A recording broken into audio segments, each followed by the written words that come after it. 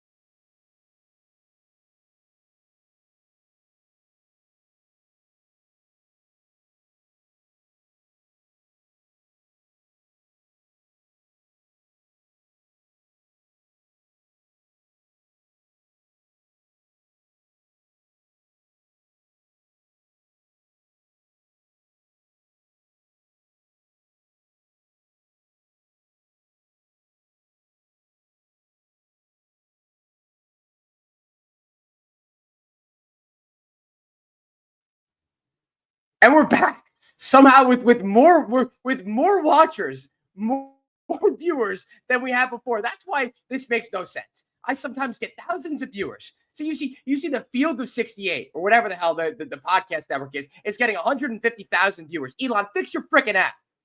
Fix your app.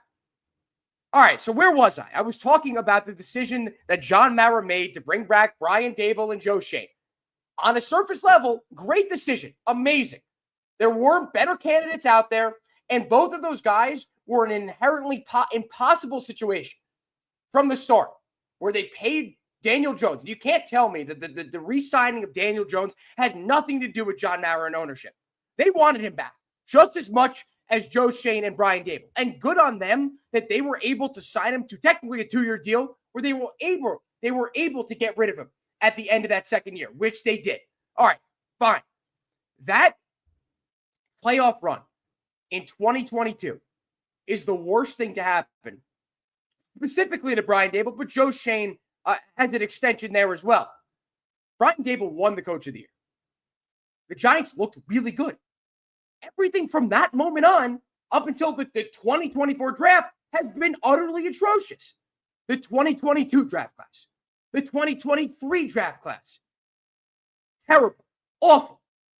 And the Giants did not do enough in free agency to replicate any of the success they had. And to be fair, they had a cupcake schedule in 2022 as compared to 2023 and this year as well.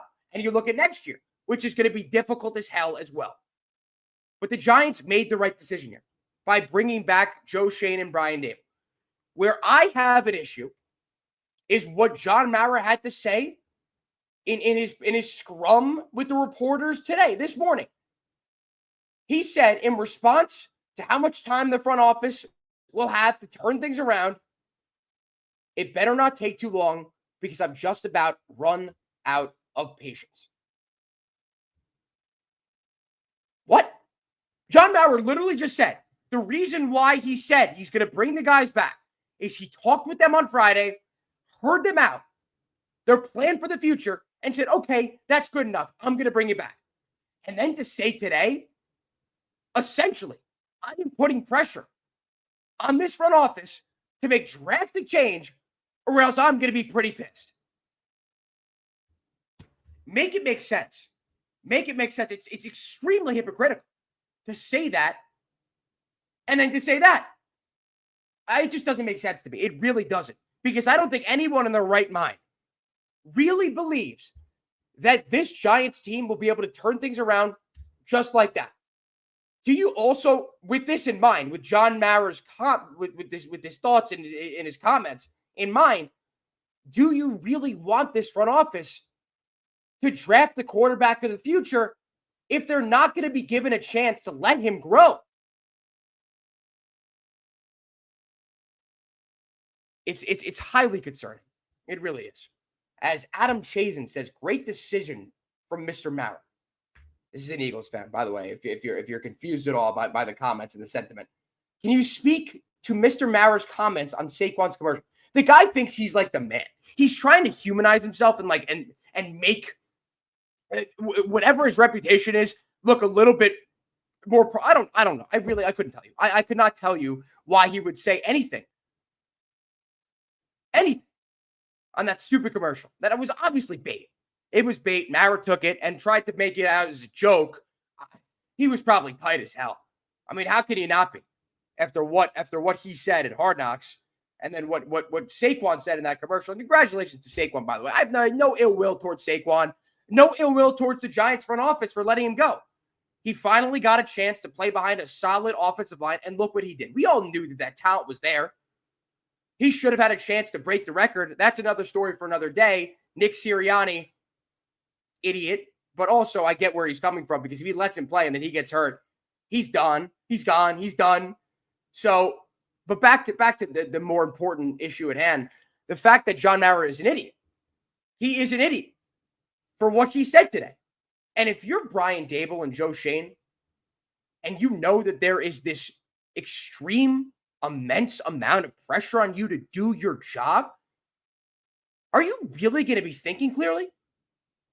Are you going to make the best possible decision knowing that the short term in your mind and in terms of your job security is the only thing that matters. We're not looking 3-4 years down the line. We're looking to next year because we want to save our asses. Who knows if we're ever going to get another job in the NFL as a head coach or as a GM? That is the thought process for Brian Daboll and Joe Schoen right now. If what John Mara is saying has been reiterated to both of them.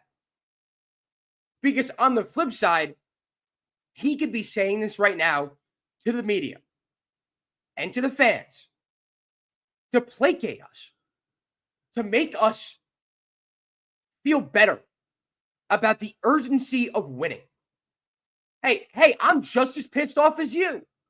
I hate losing as well. Of course he does. We know that. But I think in turn what he has done, if that's the case, is turn even more fans against him. Because the second you said that you wanted to bring both these guys back, you lost the fans that wanted them gone. Now for the fans like myself and Sean Morash saying that you're bringing them back, but you're essentially putting them on this tiny, tiny leash, you lost us too now. You can't have it both ways. You can't. So for the life of me, I cannot understand why this is the case. You bring them back. You need to let them finish out the vision that they had. Build on the draft class that they had last year, which looks to be one of the best draft classes in the entire NFL. 4 or 5 impactful players in that draft, the top one being maybe a top 5 receiver in the NFL already.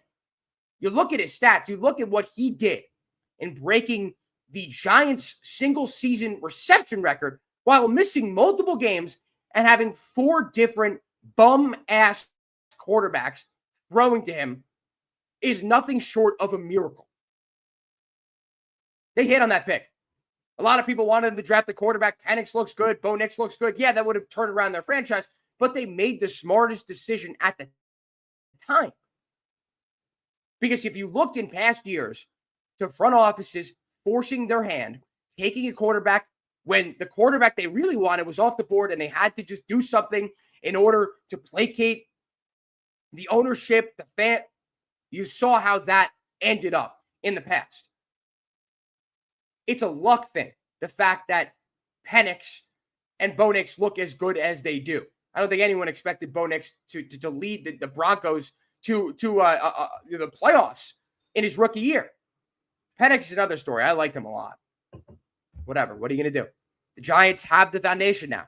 You can say what you want to say about the job that Joe Schoen has done as Giants GM. The foundation is built. The Giants are built in the trenches. They've got a top 3 defensive line in football. The offensive line, before Andrew Thomas went down following the Bengals game, looked amazing. Looked really good. Looked the best the Giants have had in 6-7 years. You look at the PFF stats as well. They look good. I still don't understand why the Giants haven't even tried Evan Neal at guard. He sucks at tackle. He's one of the worst tackles in NFL history and one of the biggest busts in NFL history. I don't know why they're not trying to save their asses there. Like it's different to cut your losses and release the guy, but at least see what you got with him at guard. That's another stupid decision from Joe Schoen and Brian Daboll. But either way, I think that the most concerning part isn't the fact that Joe Schoen and Brian Daboll are back. It's the fact that John Mara is speaking this way. There's nothing as bad as what the Jets have. There's nothing as bad as having Woody Johnson and his idiot sons running the team, looking at Madden ratings in order to make decisions. This is not far off, though.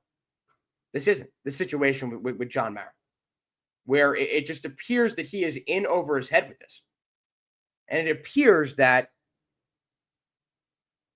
the decision-making process for the front office is about to change drastically with the amount of pressure that he just put on them. And I am very concerned going forward for the Giants. The fans have suffered enough. And it appears every single sign is pointing that way. Yeah, the Giants have $60 to $70 million to spend in free agency. Who realistically are they going to bring in that, fill their biggest holes? You look at the secondary options available. You need a cornerback. Are you going to take Travis Hunter? That's another story. We're going to discuss that plenty. Sean Morash and myself on One Giant Step. We're going to discuss that there as well. I'm going to talk about it here. But you got to address the secondary because Deonte Banks as a number one cornerback is unsustainable. Deonte Banks at your number two cornerback might be unsustainable as well. And you look at the available free agent market at cornerback, it's not looking good. Carlton Davis from the Lions is the number one guy on that list. He's solid. He's really solid, but that's $15, $16 million a year. You really want to give him that much money? I don't know about that. There really isn't a top option. Travis Hunter may address that need because it appears that he'll play more cornerback and he'll be, schemed into the offense at receiver from time to time. But for the most part, he will be, playing in the secondary. I don't know. This is going to be a contentious discussion for the next 4 months among Giants fans of what the hell to do with 3. 3 is better than 4. That's all I'll say. One of the better scenarios that played out yesterday, which the Patriots won a game, Gerard Mayo gets fired for winning the game, which is unbelievable. Talk about, not being able to say that you can tank or not. Look at that. But the Giants could have ended up with 4 if they won the game against the Eagles, which I thought they would. I predicted them 2, and I was wrong. Thank goodness I was.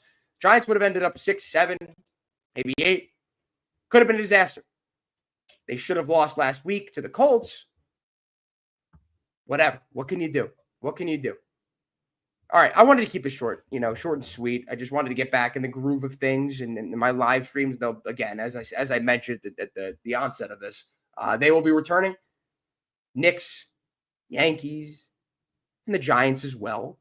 But a lot of exciting potential discussions are going to occur when it comes to the Yankees and when it comes to the Knicks and when it comes to the Giants. The one team that actually matters, the Knicks, and we'll be talking about that probably the most. I'm a Knicks guy, as you may know, but I'm excited. I'm excited for what is to come in the next couple of months, even though I don't think they're anywhere near the level of OKC, and they will not win a championship. But hey, listen, making a conference championship, if you're a Knicks fan, it may not be exactly what you want in your expectations, but when was the last time that happened?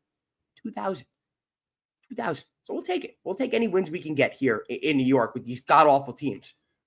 So stay tuned for all that. I appreciate everyone for tuning in or not tuning in, and I have no idea how this system works. I don't know if anyone's actually here, but I appreciate you bearing with me during my technical difficulties. That was a first and probably a last. But thanks, Elon. Talk to you guys all soon.